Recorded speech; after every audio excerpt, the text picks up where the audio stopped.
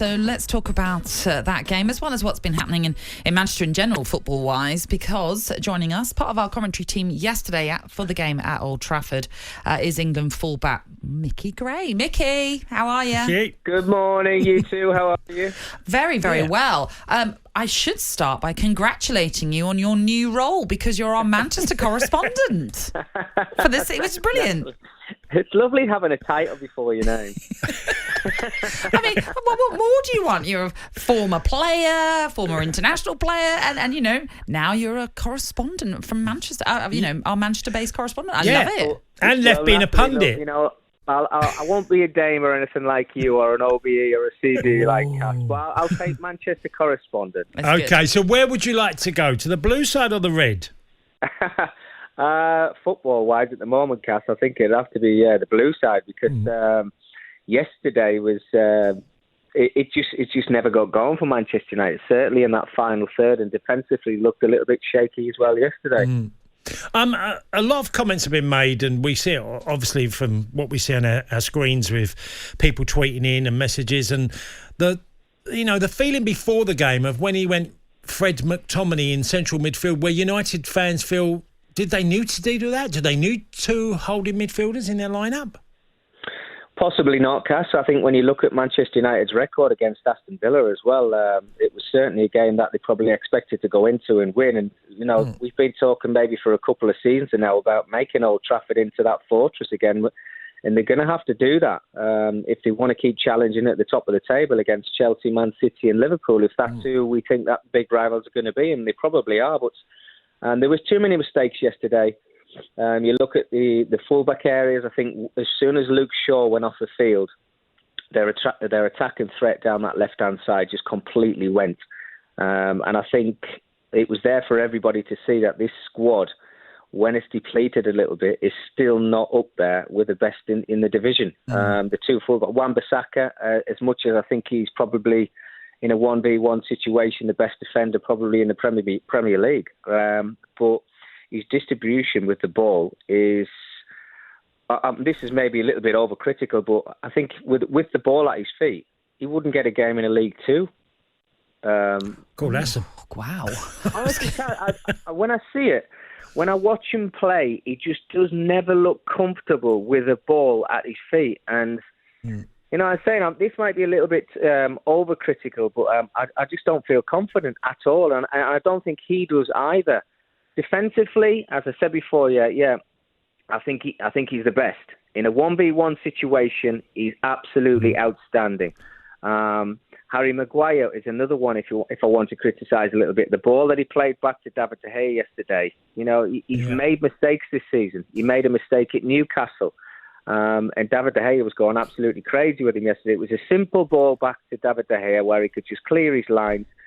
David De Gea had to stretch for it, and Ollie Watkins should have actually scored when he had his opportunity, when David De Gea tried to clear his lines. And they've got big problems still at Manchester United. And, they've had a good start to the season. They were unbeaten after 5. But yesterday, I think the cracks started to appear. Well, what's interesting as well, because you did touch on it, talking about defensive side of things for Manchester United, going into this game against Aston Villa, they'd only kept one clean sheet. And obviously that now continues because they lost yesterday. And they've strengthened their back line as well by bringing Rafael Varane in. They have. And also, let's not forget, they were really poor at Old Trafford last year, United. They did come second in the title race, but they were a long way back because of their home form. So there's nothing new from where they were last season at home. Well, the last 8 games now, Cass, that they've lost have all came at Old Trafford. They've got an incredible away record. I think, as we've all been talking about over the last few weeks, there just seems to be a problem at Old Trafford. And the flow of football, look, I think it's been a brilliant start to the Premier League season. And I think Chelsea have been outstanding. Obviously, the defeat against Manchester City yesterday. Manchester City are going to be there or thereabouts when it comes to the end of the season. And Liverpool look as if they're going to be a real threat as well. The flow of football that I see from those 3 sides is not there for Manchester United. There's times in games where they just slow things down, and what they find difficult after that is breaking teams down. And I think that was, again, it was there for everybody yesterday, where you could just sense the problems, and everybody was saying to themselves, look, they need to do things a little bit quicker, but they just didn't get going. So they have to sort that out if they want to keep challenging at the top of the table in the Premier League. Micky, well, if you want to be the Midlands correspondent further down the line, you can praise Villa because they were very, very good yesterday. Yes, they were absolutely outstanding. Some really good performances, and I thought John McGinn epitomised everything from Aston Villa. From first whistle to the last, he never stopped running. He played a great through ball to Matty Cash very early on in the game when he should have scored again when Target skied it over the top of the crossbar very early on. But that was the difference for me, Cass, in the game yesterday. You know, I've just mentioned two names there. Matty Cash and Target were the two wide players, or the fullbacks, if you like. I know they played a five at the back. But fullback to fullback, creating an opportunity for Aston Villa yesterday. Their energy levels were absolutely outstanding. And John McGinn, again, playing those through balls was fantastic. And that's why I have a question mark over the Manchester United fullbacks. As soon as Luke Shaw went off, Diogo Dalot is not Luke Shaw. He's right-footed. He wants to come back onto that right foot as much as he possibly can. And I said before, maybe I'm a little bit overcritical on Wan-Bissaka and his distribution, but I just do not think it's good enough to play in the Premier League.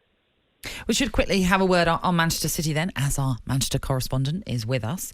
They won at Chelsea yesterday by 1-0. And pre-match, actually, I was speaking to Cass off air, and he was very much saying, I think Manchester City could win this one, despite the fact that form went against them up against Chelsea last season, having lost 3 times to them. But it was a very subdued Chelsea that Manchester City faced. But Man City were on the front foot from the first whistle, and obviously for you, rightly, they're going to be right up there come the end of the season, and perhaps, of the two, it's definitely the blue half that will be more positive about the season ahead. Yeah, well, Cass, that's a fantastic call from yourself, because after the 3 games prior to this one, where Chelsea had obviously come out on top, I had Chelsea as favourites, and I just couldn't see with a forward line that Man City had how they were going to break down Chelsea. So, well done to you for calling that one. But yeah, you're right, Natalie. It was an incredible performance. I thought that second 45 minutes from Manchester City was outstanding. Front foot, the way they closed down, they were hunting them down in packs, in 4s and 5s, and that was more impressive than what they did with the ball. They got the goal obviously through Jesus. It took that little deflection. I was surprised that Werner started. I think maybe a lot of people were. I can understand maybe why he did, because of the pace that he's got in behind. Thiago Silva, obviously they have to be careful with him, and why he didn't put him in the starting 11 in a big game like that against Manchester City, and because he'd performed so well in the game before.